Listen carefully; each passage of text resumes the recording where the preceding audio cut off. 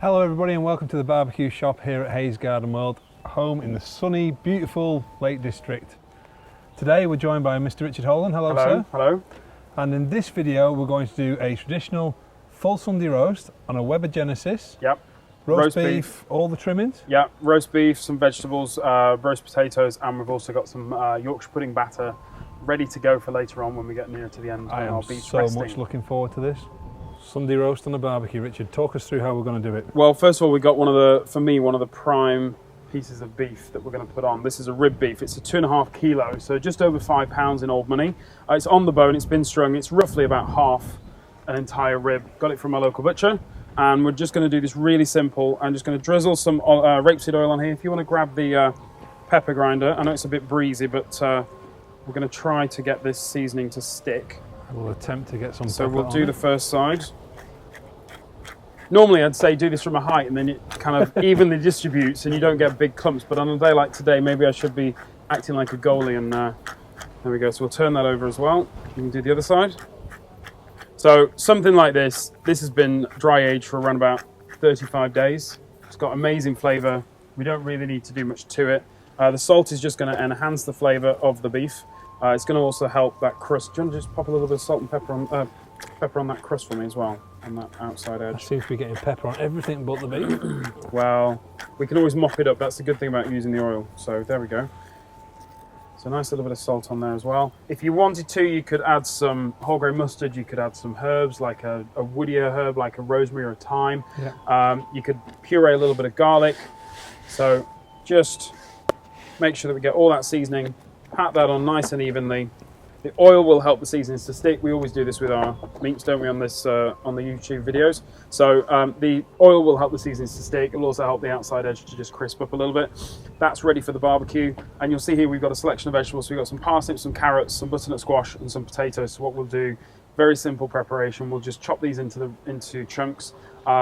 Take the seeds out of the butternut squash and then season those with salt and pepper and some rapeseed oil as well, and then they'll be ready to go on partway through the roasting time. Okay then, so let's take it over to the barbecue then. I'll take the beef, and what we're going to use with this is the new iGrill. So the barbecue set up for indirect heat, 2 outside burners on, 200 degrees on the dial. We've got them on full just because of the slight breeze today. 2 central sections completely off. So this is our indirect area here. Pop that in there. Now you get a sizzle if you want to. You carry on, but that's me going. Just straight, trying to get the tip of the probe into the very core of the actual roast. Okay. When you're using temperature probes, it's about core temperature. So it's about getting that temperature probe right into the centres, because that's the last part that's going to cook. So once that's at the right temperature, and for something like this piece of beef, how do you like your beef? Same as you. Medium rare. Yeah. So we're going to go for around about, I would say we'll take this to around about 53, 54 degrees centigrade on the inside. Then we'll take it off and we'll cover it with some foil and a couple of clean tea towels, leave it somewhere relatively warm and let that rest for a good hour, and it will just settle nicely, and all the juices will set and it will be absolutely perfect inside. And we're going to get the roasted vegetables on partway through the cook. So we've just put in our iGrill 2 probe. We'll be monitoring that on a smart device. This barbecue is fitted with an iGrill 3, but for the cameras we've got the iGrill 2 going because we can see the readout of the temperature a lot clearer. Yeah. So we're going to leave that to cook. We're going to go and prep some veg, and then we'll come back and check on that, and we'll get the veg going. Right, Richard, the beef's in. Beef's in. We're prepping some veg. What sort of veg are we doing for our Sunday roast? Really simple. We've got some new potatoes that we're just going to put some rapeseed oil, some salt and pepper in onto, and I've also just squashed a clove of garlic, taken all the little, a bulb of garlic rather, taken all the cloves out, squashed them down. They're going to go in there.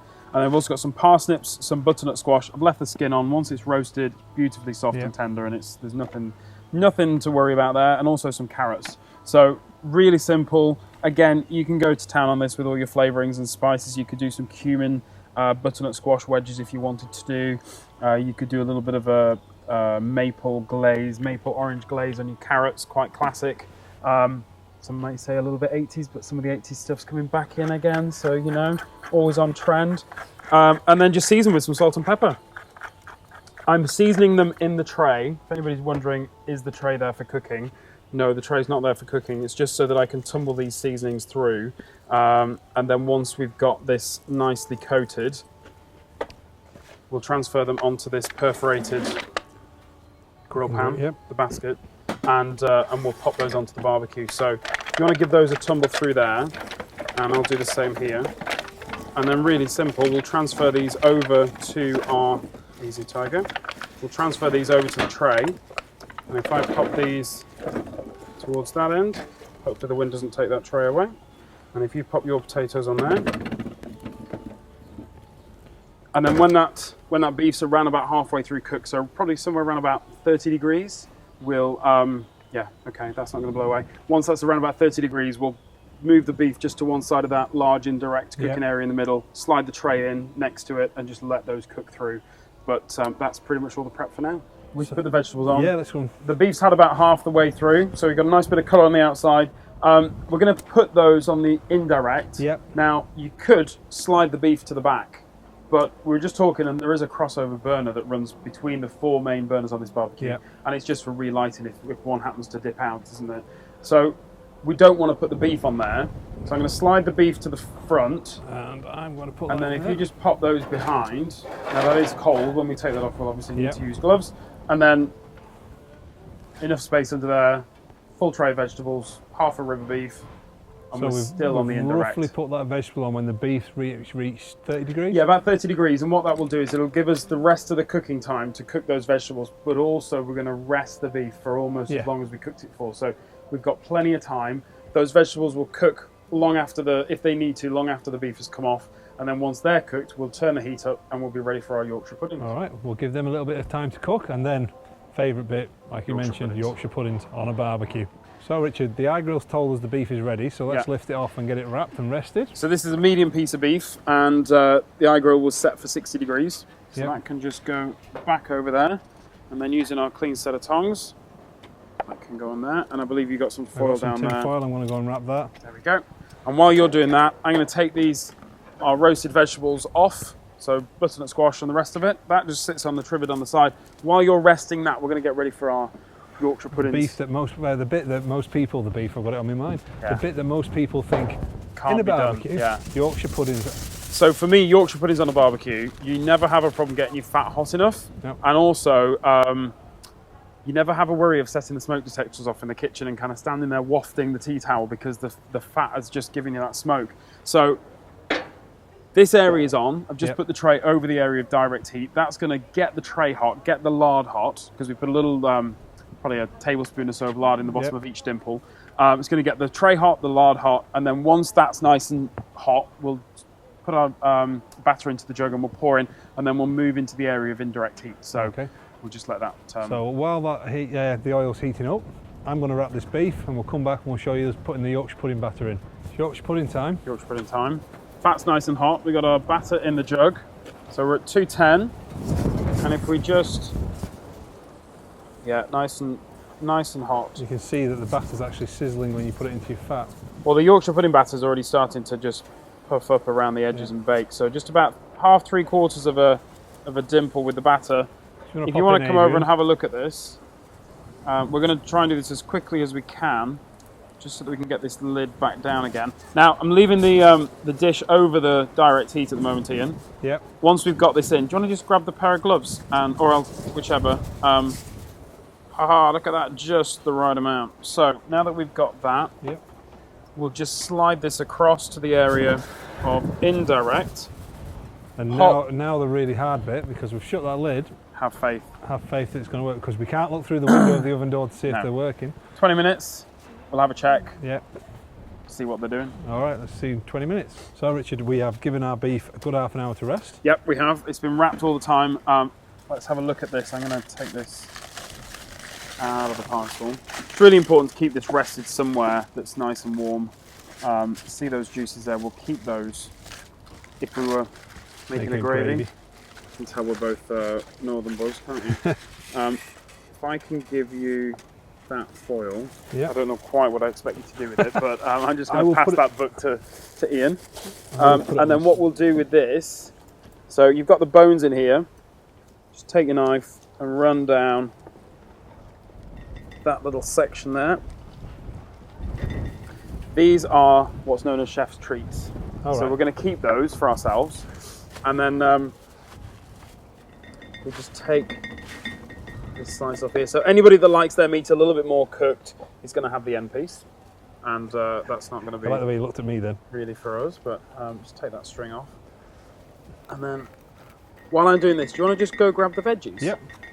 Is that all right? Let's just stop that from rattling a second. There we go. Probably driving toe in mouth, but there you go. Look at that, absolutely beautiful. You can see the juice in there. It's nice and pink, but it's set. Yeah.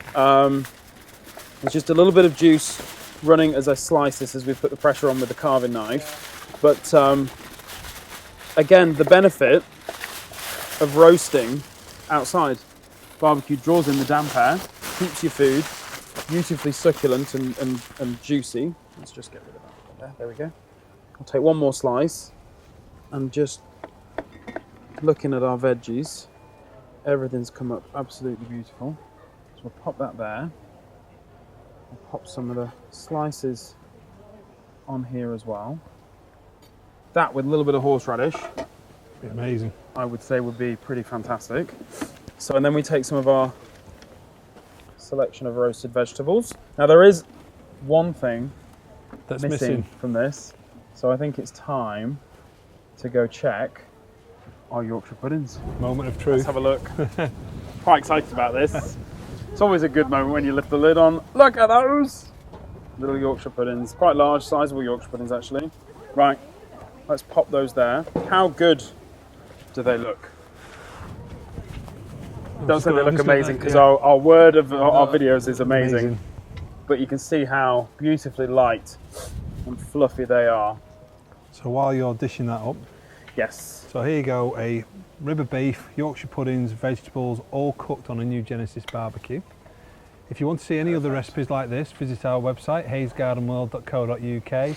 We're across all the social media platforms, and if you want some more advice, pop into the shop, telephone the staff here. We all know what we're talking about. We help with barbecues. 20 years of experience. Yeah. Anyway, we'll see you next time, because we're going to tuck into this.